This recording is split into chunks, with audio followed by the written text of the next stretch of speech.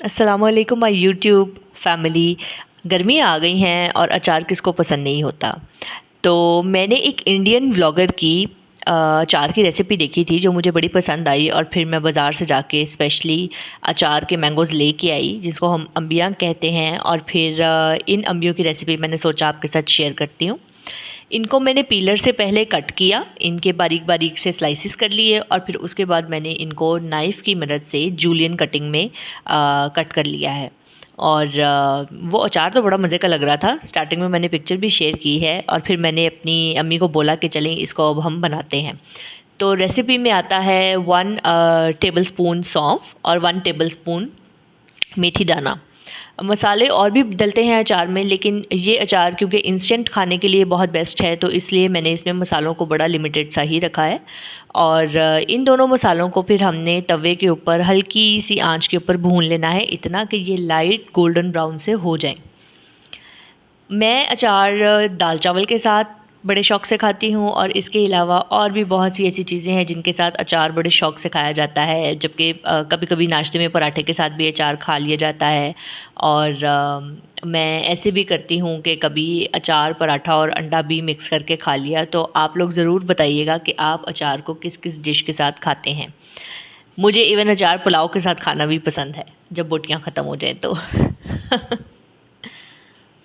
चलें, अब इसको हमने अच्छे तरीके से भून कर फिर उसके बाद एक प्लेट में निकाल लेना है और इसके साथ ही हमने अपनी जूलियन कटिंग किया हुआ मैंगो रख लेना है।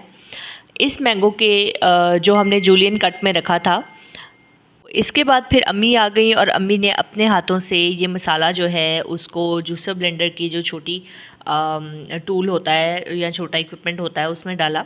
मुझे अब इसका नाम नहीं आ रहा है, इसको क्या कहते हैं। अम्मी तो इसको कॉली कहती हैं। तो उसमें हमने डाला खैर और इसको जूसर ब्लेंडर के ऊपर रख दिया ताकि इस मसाले को अच्छे से ग्राइंड किया जा सके। ग्राइंड हमने बहुत ज़्यादा बारीक मसाला ग्राइंड नहीं करना है, बल्कि इसको हमने नॉर्मली ही ग्राइंड करना है कि ये बहुत ज़्यादा पाउडरी फॉर्म में ना आए और थोड़ा सा दरदरा सा मसाला रहे। जब ये मसाला ग्राइंड हो गया तो फिर उसके बाद अम्मी ने इसको खोला है और उसके बाद ये सारा का सारा मसाला हमने प्लेट में निकाल लिया है। नीचे देखें हमारी प्लेट कितनी प्यारी, कितनी खूबसूरत है, बिल्कुल स्प्रिंग और समरी स्प्रिंग प्रिंट के साथ, डिज़ाइन के साथ।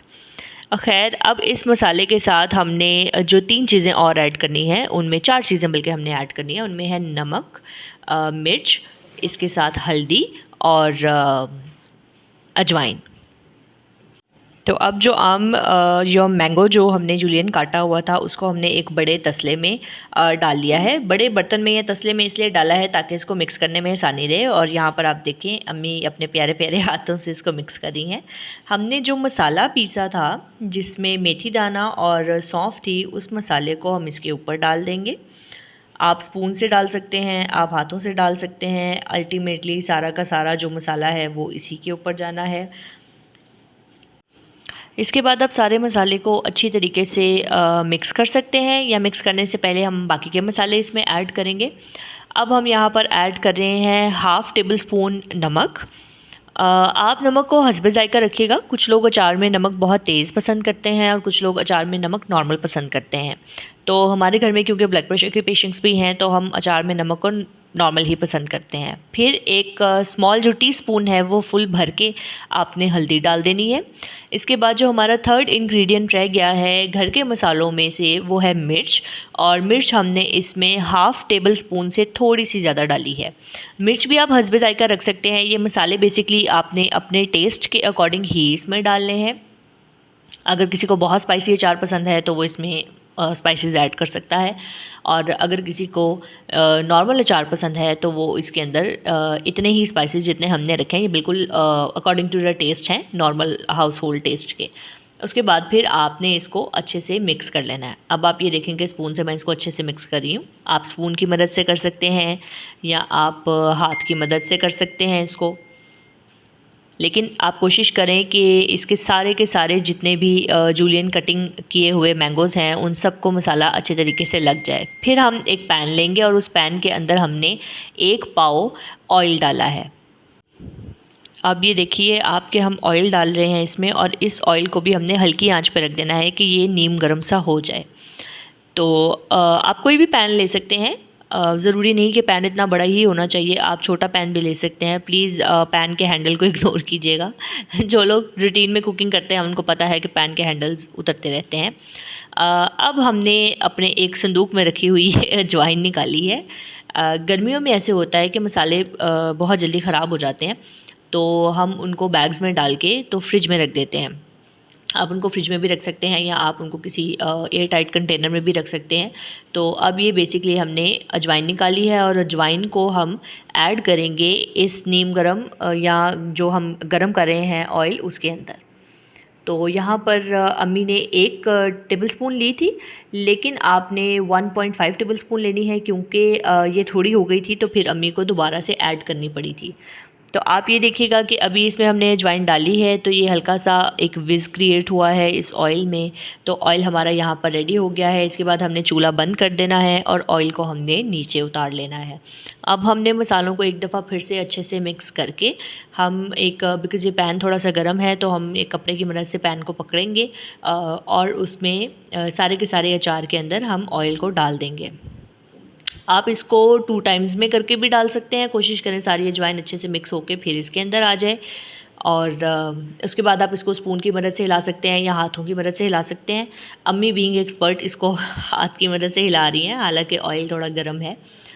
तो इसके बाद आपने ये करना है कि मैंने जैसे आपको पहले बताया कि इसमें थोड़ी सी अजवाइन कम डल गई थी, तो आपने 1.5 टेबलस्पून अजवाइन डालनी है, वो हमने इसमें बाद में ऐड की है। अब जो ऑयल पैन के बीच में बचा हुआ पड़ा था, पहले हमने हाफ़ ऑयल डाला है, अब हम उस बाकी के हाफ़ ऑयल को भी डाल देंगे, और ये अजवाइन जो थोड़ी रह गई थी वो अब इसके बीच में ऐड की है। आप 2 चुटकियाँ समझ लें या 1 चुटकी समझ लें इसको। यहाँ पर हम इसको अच्छे से एक मिक्स देंगे, mix mix mix mix mix. अच्छे से इसको मिक्स करने के बाद ये देखिए कितना खूबसूरत और डिलीशियस लग रहा है ये शक्ल से। अब हमारे पास जो बाकी का ऑयल बच गया था पैन में, हम उसको एक स्पून की मदद से, स्पून इसलिए हमने पकड़ा है कि बीच में जो अजवाइन के दाने इधर उधर बिखरे हुए हैं उनको भी हम साथ में ऐड कर सकें। अच्छा जी, तो अब हमने सारा का सारा ऑयल डाल लिया है, और इस सारे ऑयल को डालने के बाद हम ये जो मैंगोज़ कटे हुए हैं इनको हम अच्छे तरीके से एक मिक्स देंगे। स्पून की मदद से आप अच्छे से इसको मिक्स कर लें। पहले हमारे घरों में भी ना दूसरे वाला अचार डलता था, जो आपने एक ट्रेडिशनल मैंगो अचार देखा होगा।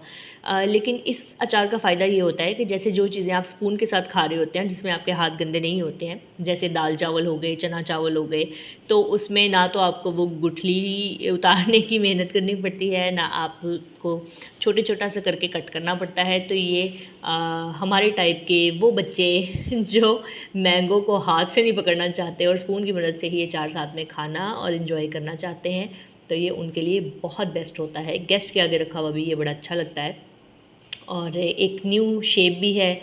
और आप मुझे ज़रूर बताइएगा कि आपको ये अचार कैसा लगा, और हमारे पास डिफरेंट सी अचार की रेसिपीज़ हैं जो आप कहेंगे तो हम आपके साथ ज़रूर शेयर करेंगे। Thank you, bye bye.